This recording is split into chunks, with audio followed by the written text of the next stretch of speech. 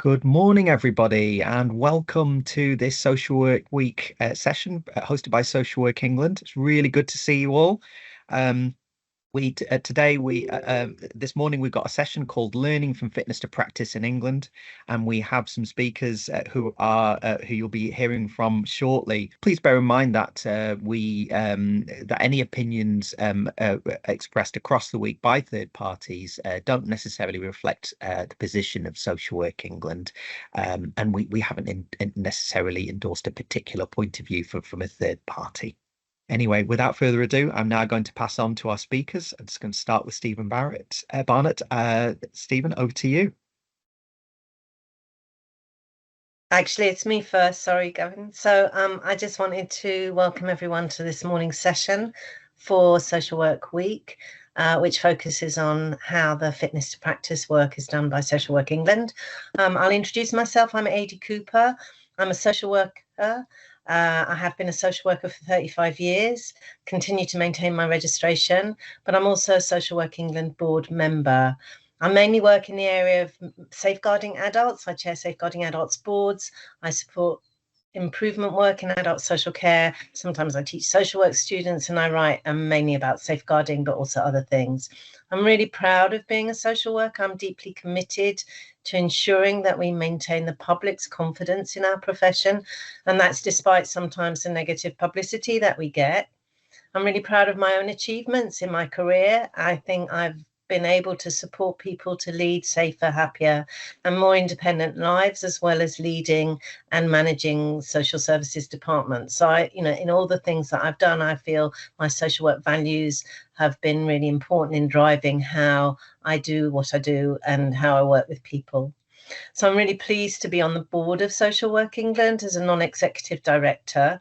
I chair the policy subgroup for the board, and recently I've become the deputy chair of Social Work England. And I really hope that sends a clear message about the importance of social work leadership. I'm really pleased and privileged to have these roles and to be here today to introduce this session. So a key function of Social Work England is to provide assurance to the public about the profession, about us, so they have confidence in us. And one of the ways of demonstrating this is showing how we deal with any allegations or concerns regarding the competence or capability of individual social workers. And I'm really pleased to chair this session, which is about how our colleagues in Social Work England do this. So I'm going to be handing over the presentation to three colleagues who will introduce themselves. And they're going to cover how the fitness to practice work fits with the objectives of Social Work England, the standards that we're required to meet, and what happens when someone doesn't meet those standards or is concerns that someone doesn't meet those standards. They're going to share with us the journey, the stages, the possible outcomes through those processes.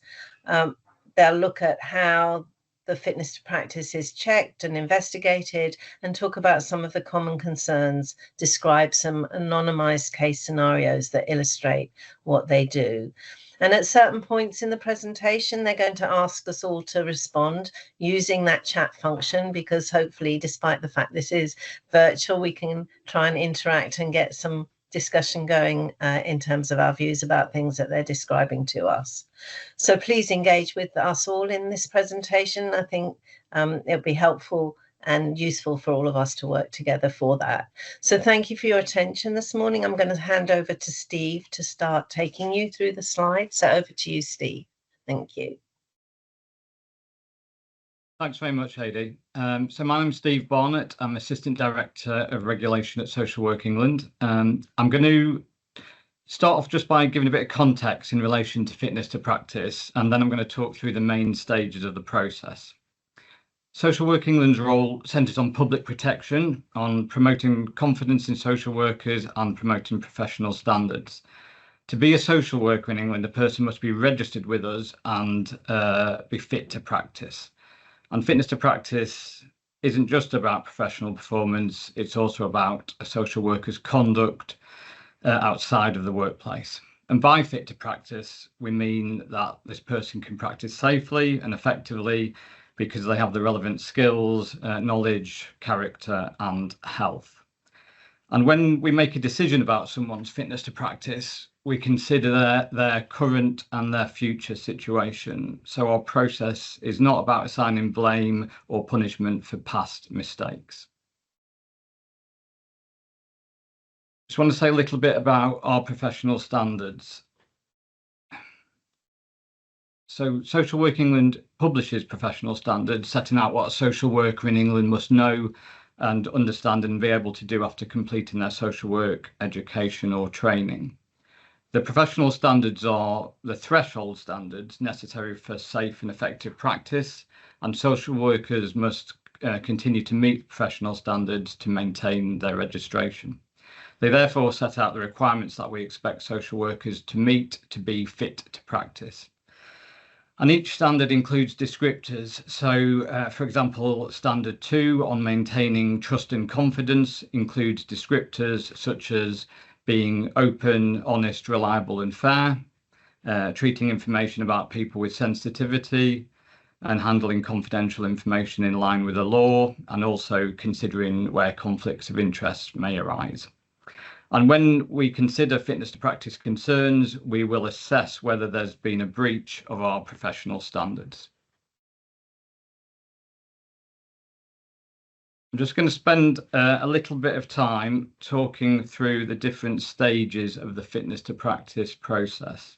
So there's 5 key stages. There's triage, investigations, case examiner, hearings, and case review stage. So start at the beginning. When we receive concerns, then they go into our triage team, and they consider whether there are reasonable grounds for investigating whether the social worker's fitness to practice is impaired. And in order to make that assessment, the triage team undertake a triage test, and that covers whether there's reasonable grounds to investigate the concerns and whether the concern suggests current impairment. And I'll talk a little bit about impairment in my next slide. And there's 2 possible outcomes at triage. If the concern does not meet the triage test, then we close the concern. If the concern does meet the triage test, then we refer it for investigation. And at the investigation stage, we have an investigator who's supported by a lead investigator, and they'll advise the social worker of the concerns that they're going to investigate. They'll offer the social worker the opportunity to give a written response, and they'll request further information at that point. And then during the investigation, the investigators, they will gather additional information from the social worker, from other relevant people and organisations. And once they've concluded their investigation, they complete a case investigation report, and they prepare a bundle of documents containing evidence for case examiners to consider. They normally provide the social worker with a report and the bundle of documents at that stage to allow them to provide a further response to the concerns. They then refer the case to case examiners. Case examiners will always include a lay case examiner, so that's somebody with no background in the social work profession, and also a professional case examiner who's a practicing and registered social worker. The case examiners examine the evidence and decide whether there's a realistic prospect that the adjudicators would determine that fitness to practice is impaired at a hearing. If there is no realistic prospect, then the case examiners can close a concern, and they've got 3 possible outcomes at that stage. They can close a concern with no further action, they can give advice or a warning. If they determine that there is a realistic prospect, then case examiners can either refer the case to a hearing, if they consider that holding a hearing would be in the public interest, or they can propose disposal without a hearing where that's appropriate. The case examiners can propose any of the following outcomes to the social worker at that stage. So the 3 that I've just mentioned: no further action, advice or a warning, and in addition also suspension, conditions of practice or removal. If the social worker agrees to the proposal, the case examiners can close the case, and that's what we call an accepted disposal. And if the social worker doesn't agree to the proposal, then the case will progress to a hearing.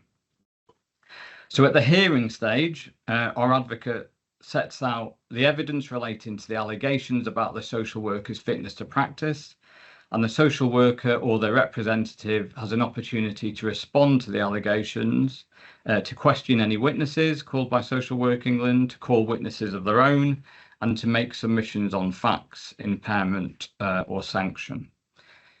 And again, at the hearing, the adjudicators, they'll make a final decision about the case, and there's two possible outcomes, and it's either impairment or no impairment.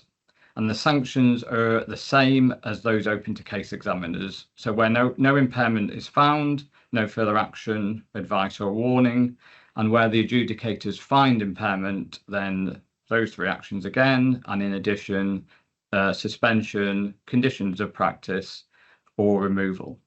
And it's important to note that decision makers must select the least restrictive sanction necessary to protect the public and in the wider public interest. And then finally, we have a case review stage, and we refer some cases to the case review team where there's ongoing management required. So where the final order is either a suspension or conditions of practice. So finally, just before I hand over, I just wanted to say something briefly about impairment. Fitness to practice can be impaired under one or more of 8 types of impairment. So I'm showing those on the screen now. I'm not going to go through each one, but examples of fitness to practice concerns could include dishonesty, fraud or abuse of trust or position, and that could include not maintaining professional boundaries with a person with lived experience of social work. It could include serious breaches of a person's confidentiality or data protection requirements, serious or repeated failings in a person's care. So, for example, failing to conduct statutory visits, or where a social worker's performance in their role has harmed people with lived experience of social work or put them at risk of harm. And just to conclude before I do hand over, the purpose of the fitness to practice process is to address serious concerns that either suggest members of the public could be at risk of harm or could damage public confidence in social workers if we did not take action. And I'm now going to hand over to my colleague Paul to introduce himself. Thanks. Yes, thanks, Steve. Thanks, Adi. Good morning, everybody. My name is Paul Hollingdale. I'm also a registered social worker, and similar to Adi, I've been qualified now for 34 years. Very proud to be a social worker, very proud to work at Social Work England. We feel that before we explore 2 or 3 case studies, it's perhaps helpful to explain or share a little bit about the data that we've collected over the past year in relation to concerns that have been referred to us. So as you'll see on this slide, from April 24 to the current time, we receive approximately 150 new referrals every month. And we don't have a requirement that people disclose who they are. Excuse me. But where they do, 64% of those referrals from members of the public, 20% are from employers, and 16% are a mixture of self-referral, concerns raised by other professionals, police or other regulators. I think it's also important to point out that over 75% of the concerns that are raised with us are closed at triage.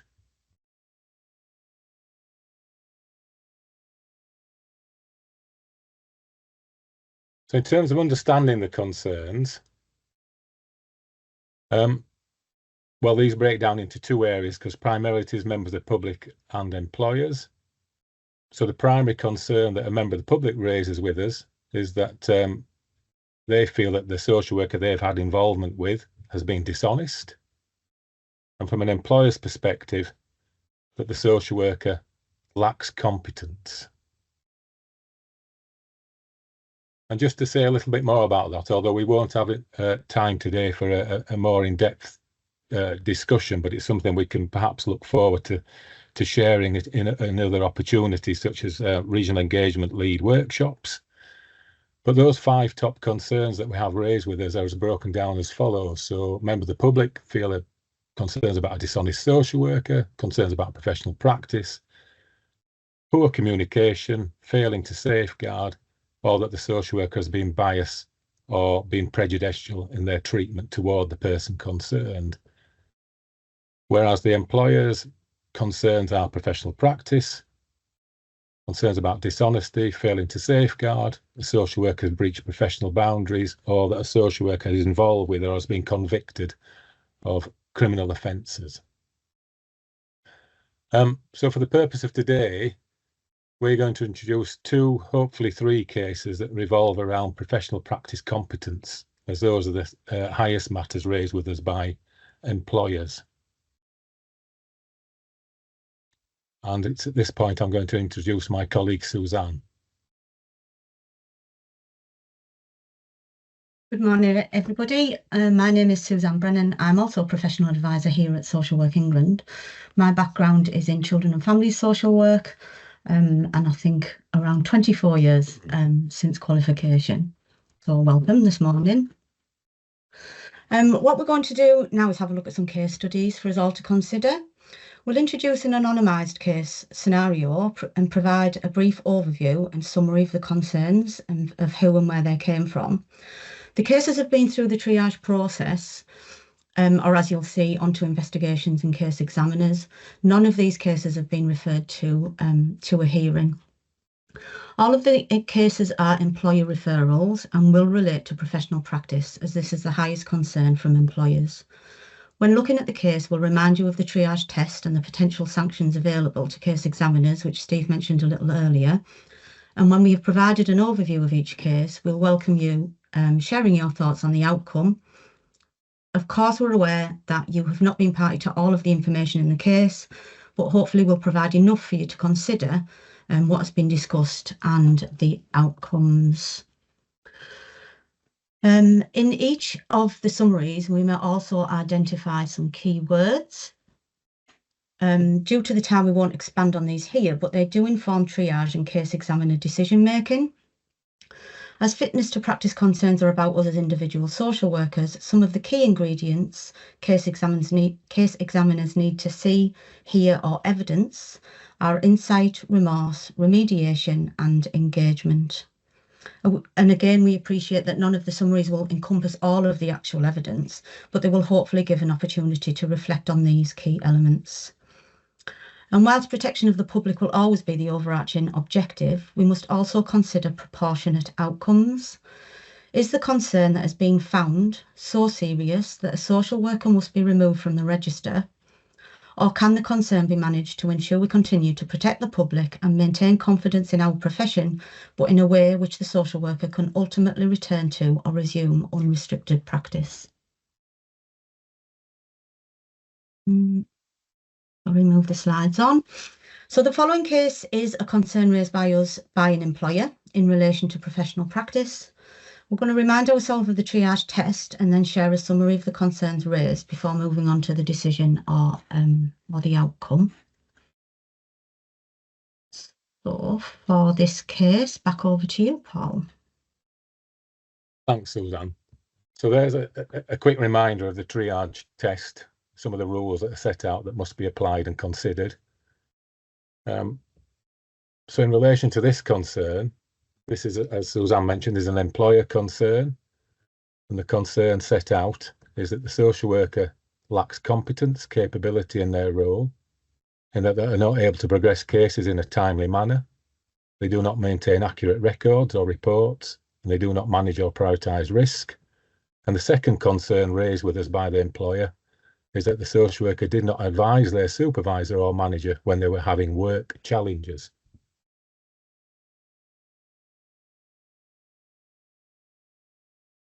As a part of the triage process which Steve described, our triage colleagues in conjunction with the employer were sent copies of a disciplinary investigation and outcome by the employer. The employer confirmed that the social worker had been sanctioned by them with a final written warning. And in ongoing communication by the employer with the assigned triage officer, they also confirmed that the social worker had returned to work with an agreed action plan. The social worker was successfully engaged with all aspects of that plan, and the social worker throughout the process had offered and had been accepted by the employer, who provided us with evidence some mitigation and shown remorse and insight. So it's at this stage we'd just like to open up the chat, and it's a simple but not, it's a complex question, isn't it? Do you feel, based on the information we've just provided here, whether this was a case that was closed at triage or was progressed to an investigation?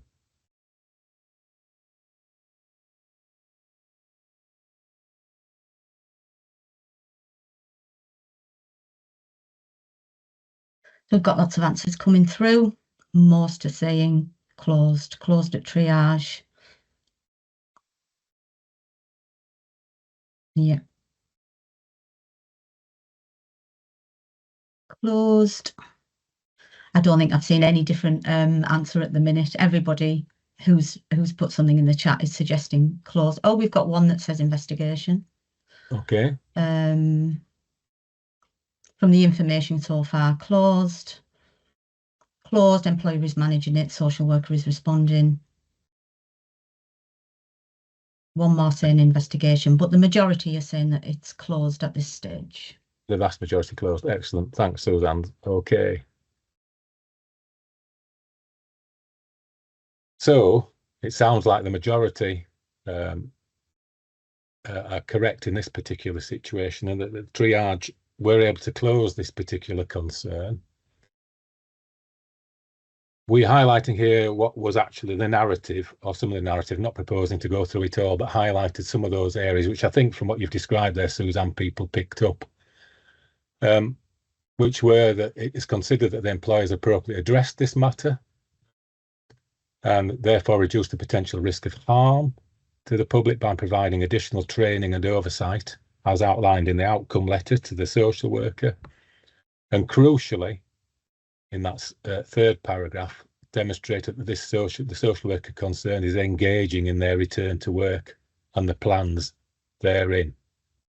So yes, this was a matter that was able to be closed by triage.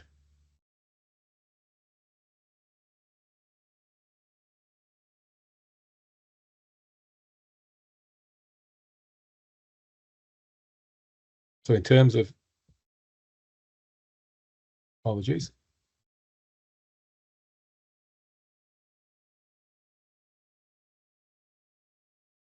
So in terms of reflections, yes, it's potentially a serious concern, but what we had here, repeating myself, is that the employer engaged and provided regular and ongoing updates.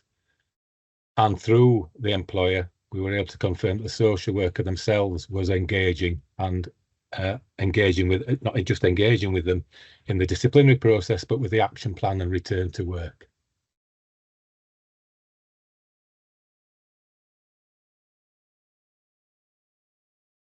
Thanks, Paul. So the next case for us to look at was again raised by an employer in relation to professional practice. This case met the triage test and was passed to investigations and case examiners for a decision. Again, we're going to offer a summary of the concerns, and after this, we'll invite you to suggest an appropriate sanction in the chat.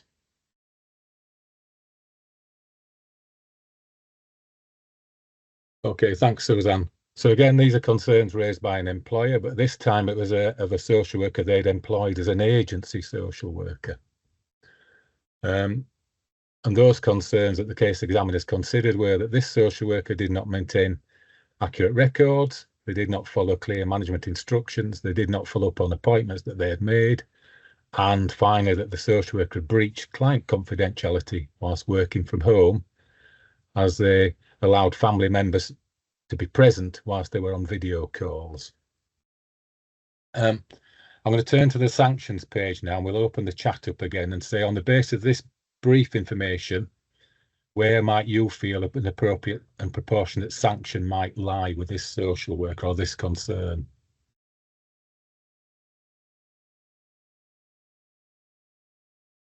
So as a reminder, those are the sanctions available. So based on that information, what might you feel is the appropriate sanction?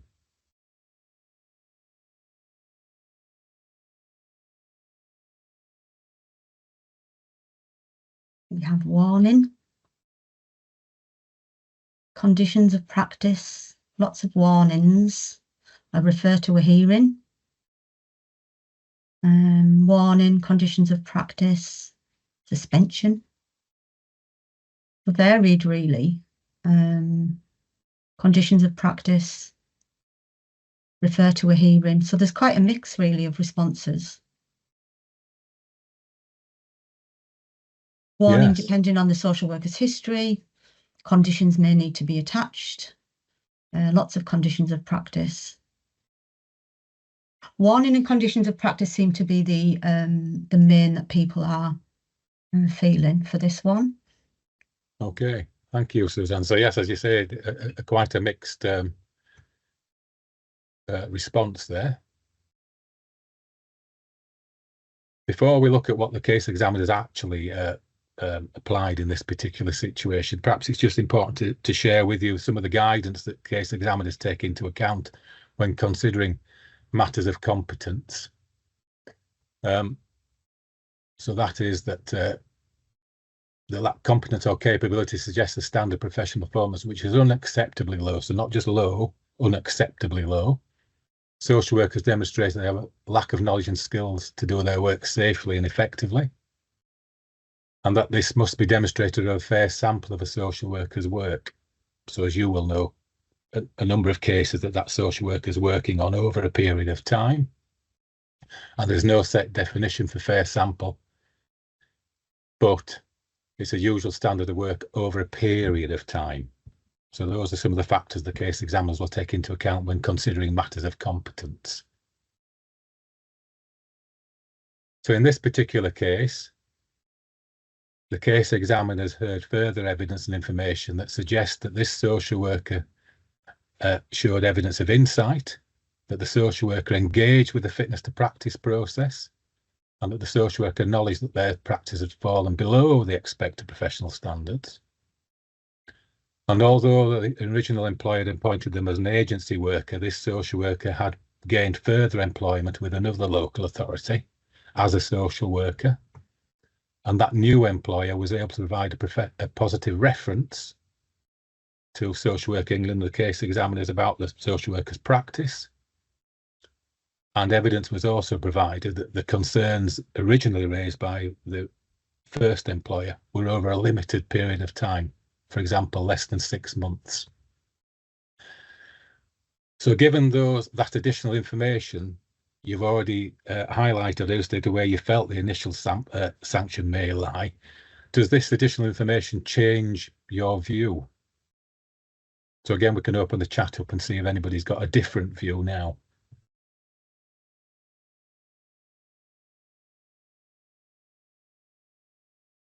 And if the answer is yes, what would you change it to, I suppose?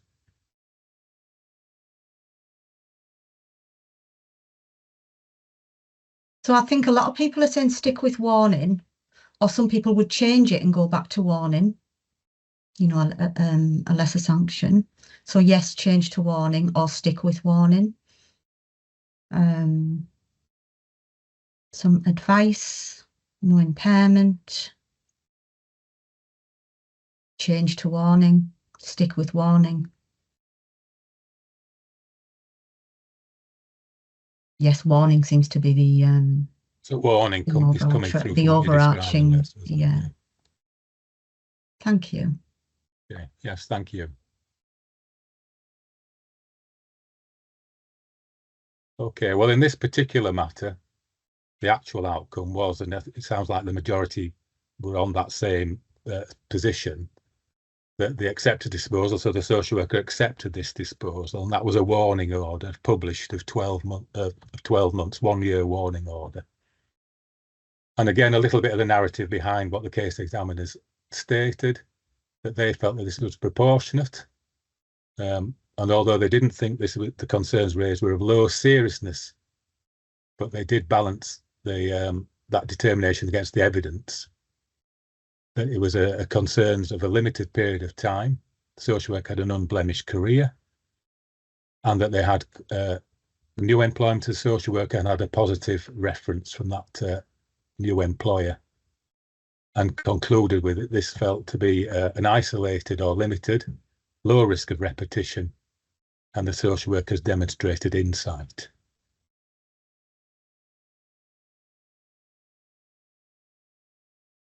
So in terms of broader reflections, case examiners note that alleged difficulties recording at relevant time can be significant. Of course, we need to maintain our records, up-to-date record keeping. But in this particular instance, and it's a broad feature that we'll touch on at the end, that the social worker is engaged and demonstrating some emerging insights, and equally the new employer is engaged. We understand that when it comes to agency social workers, this can be more challenging for you as employers and for us in Social Work England, because quite often the agency social worker either leaves at the point of concerns or is dismissed, or the contract is terminated.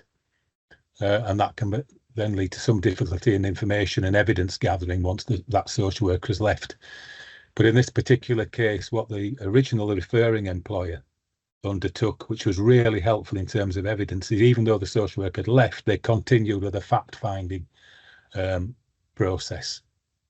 And they were able to share those fact-finding inquiries and outcomes with us, which has been really helpful.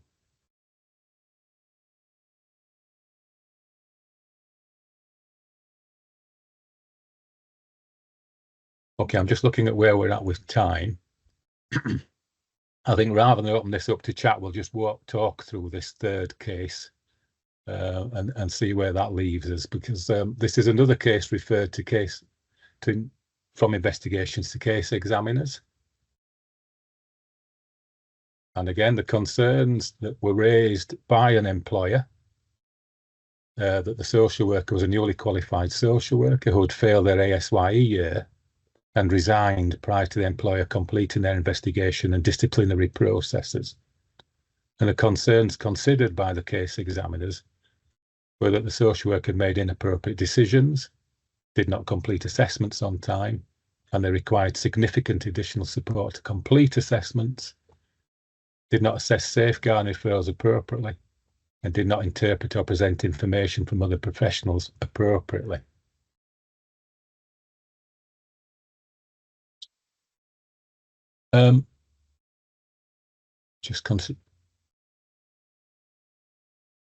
So what the case examiners considered in this particular case was they were worried about risk of repetition. Although there have been some positives from the social worker, and that included their engagement with Social Work England, they were concerned, of course, that the social worker had left employment, so had no oversight from a current social work employer, and indeed had gone on to take employment, but not as a social worker. So they were worried, the case examiners, that even though the social worker had engaged, that they may not be utilising their skills as a social worker in their current role and responsibility, and therefore could not be properly assessed in undertaking role and responsibility as a statutory social worker. And they hadn't indicated to Social Work England whether they were prepared or willing or wanted to return to statutory social work at some time in the future. So without that evidence from employment which replicates demands of the social worker's role, the case examiners concluded there may be some risk of repetition at this time. So what their outcome in relation to this matter was, and it was agreed by the social worker concerned, that there would be conditions of practice in place which would be live for 12 months on the basis that were the social workers return to social work practice, they would require some oversight. Now, I'm not proposing to read out all the conditions here, because in this case there were 12 conditions of practice. But just to give a little flavour, that they felt that the social worker had recognised there was a need to ensure they have adequate support in their future employment, and that it would be in the best interest for this social worker, if they were to re-enter the social work profession, that they had oversight by way of a conditions of practice order. Part of those conditions that the social worker must notify Social Work England within 7 days of any professional appointment as a social worker. And they must be willing for Social Work England to share information with their new employer, any agency that takes them on as a social worker. This was based of course, on the premise that Social Work England, as Steve described, we've got the overarching objectives of public protection and public confidence. But equally, as Steve described, that these conditions are formulated on the basis of not being punitive, but on the basis this will hopefully enable and support this social worker to return to social work practice with support, but ultimately to unrestricted practice, and in a way that can satisfy public protection and public confidence.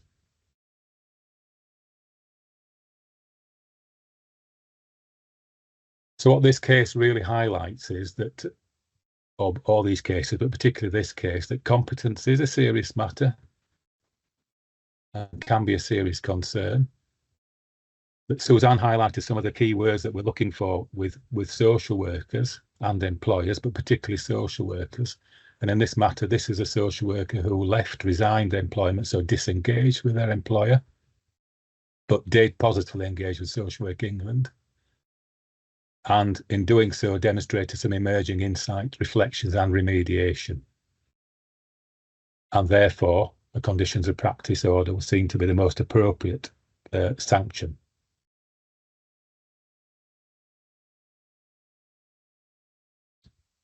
I'll just hand over to Suzanne for this next slide. Thanks, Paul. So when considering learning personally as a social worker and as an organisation, we continue to identify emergent themes, for example, through our processes such as our decision review group, audit and quality assurance activity. We think about how we can, as a regulator, support individual social workers and employers, for example, through pre-qualifying courses, through the assessed and supported during employment and the new early career framework and beyond. We continue to think about engagement and how this helps us to understand the environment and context of social work. And we appreciate and understand the pressures within the wider context of statutory social work. But we also want to support organisations to understand our processes more fully, as it's in no one's interest, ours or yours, and certainly as social workers, to take a social worker through an unnecessary investigation. Thanks, Suzanne. So our reflections, or what we would ask, are that for as an individual social worker, I'm incredibly proud to be a social worker. I imagine everyone on this call who are registered social workers are equally proud to be social workers, and none of us would want to be subject to an investigation. The reality of these, or concerns raised, the reality these things happen. And if it was to happen, one of the things I've learned from being a professional advisor working within Social Work England is the importance for me as a social worker to begin to demonstrate insight about those concerns, to offer and show some remorse about what those concerns may be, to demonstrate some remediation. So what actions am I taking or will take to address the concerns raised? And crucially, and we understand this can be particularly hard because I can't imagine the stress and anxiety caused for any social worker who is referred for a concern, be it triage or when they understand and know about a concern being raised at an investigation stage, the anxiety and stress, but do engage with us. You know, you will be, colleagues in investigations will reach out, they will have conversations with you, and please do engage. In terms of employers, well, again, we're always very grateful for your support. There may be people on this call who are at one of yesterday's workshops where colleagues from our single point of contact network talked through fitness to practice from their perspective. That's a crucial link for us in the work that we do. And it's one we want to encourage and want to share the learning we talked about earlier in terms of themes that we're identifying and how we can address some of those matters that come to our attention together in a way that perhaps we can ameliorate some of those concerns. Maybe we can lessen some of those concerns around competence. And we can do that through us collectively attending fitness to practice workshops, which my colleague regional engagement leads coordinate, where we can share our learning, our understanding, our research, and equally want to take into account what would you suggest? How can we work better to address some of the concerns that are raised by you as employers? How can we work together? And particularly, how can we address some of those concerns that are raised by members of the public? So continually working together. Okay, I think I'm handing back at this stage to Adi. Thank you. So thank you, colleagues, for really thorough, useful description of the detail of how it works and how the process works, and what types of issues your colleagues are engaged with through the fitness to practice process. I was going to just mention here at this point that the whole concept of seriousness, Steve talked about it in terms of at the concern stage, Paul and Suzanne talked about it in terms of other stages in the process, but it's such a key concept and critical aspect underpinning all the decision making throughout the fitness to practice processes, and is used across all regulatory processes in similar ways in other professional areas. It's central in order to assess the severity of any impairment to practice and trying to determine what to do about it, whether it's at any stage of the process. So really, my opportunity today was to talk about how Social Work England is continuing to think and reflect on what seriousness means and how it relates to both the process and outcomes, proportionality being so central as well to this process. So we're commissioning some research to look at how seriousness works, what it means to improve our understanding of this. And I think the research that's being commissioned will help us to continue to develop the role of Social Work England to be able to be proportionate and appropriate in our decision making, because the world is constantly changing and what people think is serious changes over time. So we do need to keep this under review. So this slide really was a prompt to consider, to tell people we're considering this and looking into this as a way of informing the ongoing work in this space around fitness to practice. So just to mention that so people are aware that we're continuing to think about and consider how this works as a critical aspect of decision making. I think I'll just move on. Can someone else move the slides, because I haven't taken control, onto the final slide, which is really an opportunity to say thank you to everybody who's attended this morning, giving up really precious time. Thank you. Hopefully you found it useful. I'm seeing all the emojis coming through. That's brilliant. Thank you to the colleagues who have presented, but also the colleagues behind the scenes who've been enabling the webinar to happen this morning. And I suppose thank you to all the staff involved in this area of work. It's such a key, critical part of Social Work England's work. Thank you to those who aren't here today, who continue to work in this space and deal with the processes. So thanks, everybody. I hope you have a really good rest of day and rest of week, and you found that this has been a useful session.